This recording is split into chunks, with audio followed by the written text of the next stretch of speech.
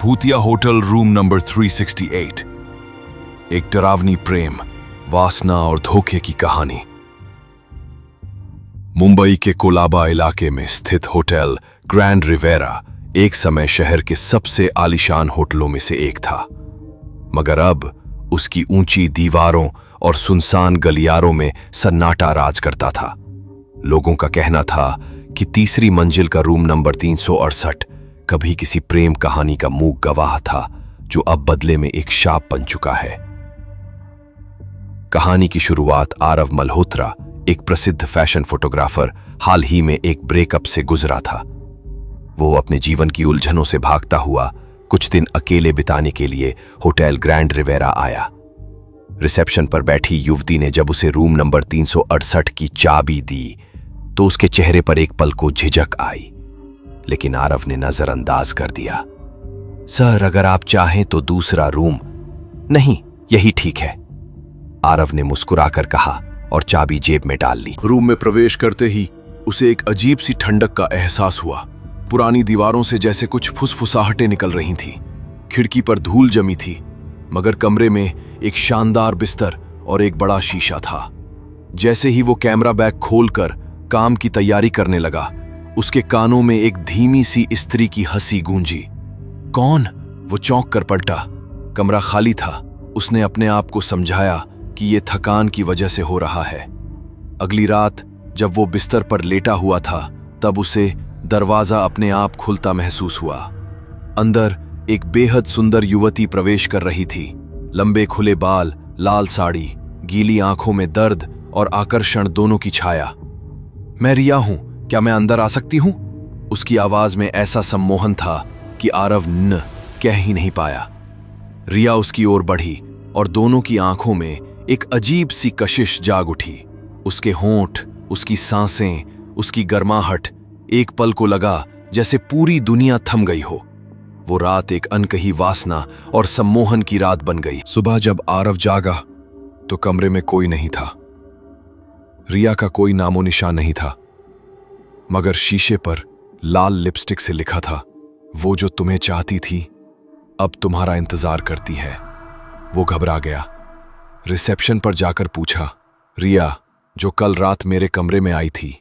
Receptionist का चेहरा पीला पड़ गया। सर, इस होटल में कोई रिया नहीं है और तीसरी मंजिल पर कोई नहीं ठहरता। आरव को धीरे धीरे इस कमरे का इतिहास पता चला। 10 साल पहले रिया एक मॉडल थी जो होटल के इसी कमरे में अपने प्रेमी विवेक के साथ ठहरी थी। दोनों का अफेयर था, लेकिन विवेक पहले से शादीशुदा था। रिया को जब यह सच पता चला तो उसने होटल के इसी कमरे में आत्महत्या कर ली और मरने से पहले उसने कसम खाई कि वो हर उस व्यक्ति से बदला लेगी जो उसे धोखा देगा। आरव उस रात जल्दी सो गया, मगर आधी रात को कमरे की लाइटें अपने आप बंद हो गईं। शीशा धुंधला हो गया और उसमें रिया का चेहरा उभर आया। उसकी आंखों से खून बह रहा था। तू भी उन्हीं में से है आरव, प्यार के नाम पर धोखा देने वाला। नहीं, मैं अलग हूं। मैंने तुमसे कुछ नहीं छिपाया। तू भी मेरा इस्तेमाल कर रहा था। अब तू मेरा होगा, हमेशा के लिए। कमरे का तापमान अचानक गिरने लगा। आरव को जैसे किसी अदृश्य ताकत ने बिस्तर से उठाकर दीवार पर दे मारा। उसके शरीर में जकड़न होने लगी और उसकी आंखें पलटने लगीं। अगली सुबह होटल स्टाफ को रूम नंबर 368 का दरवाजा खुला मिला। अंदर आरव का शव बिस्तर पर था। उसकी आंखें फटी हुई थीं, होठ पर हल्की मुस्कान थी और उसके सीने पर लिपस्टिक से लिखा था, अब वो मेरा है। आज भी होटल ग्रैंड रिवेरा का रूम नंबर 368 बंद है। कहते हैं जो वहां रुकता है, अगर उसके दिल में कोई धोखा छिपा हो तो रिया उसे अपने साथ ले जाती है, प्यार, वासना और बदले के उस अंधे शून्य में जहां से कोई लौट कर नहीं आता। भूतिया होटल रूम नंबर 368, भाग 2। प्रेम, वासना, धोखा और आत्मा की वापसी की अंतिम कहानी। आरव मल्होत्रा, एक नामी फोटोग्राफर, अपने दर्द से बचने के लिए होटल ग्रैंड रिवेरा के रूम नंबर 368 में ठहरा। वहां उसकी मुलाकात हुई रिया नाम की रहस्यमयी और आकर्षक स्त्री से, जो उसकी रातों में प्रेम और वासना की लहर बनकर समा गई। लेकिन वो स्त्री अब से नहीं बल्कि अतीत से थी, एक आत्मा जिसने धोखे में खुदकुशी की थी और अब वो बदला ले रही थी। अगली सुबह आरव की लाश उसी कमरे में मिली और उसके शरीर पर लिखा था, अब वो मेरा है।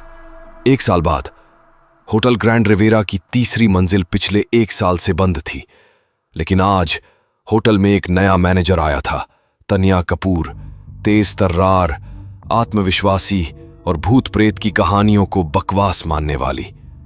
अगर ये रूम सच में भूतिया होता तो सीसीटीवी में कुछ दिखता, उसने मुस्कुराकर कहा और सीधे तीसरी मंजिल की ओर बढ़ गई।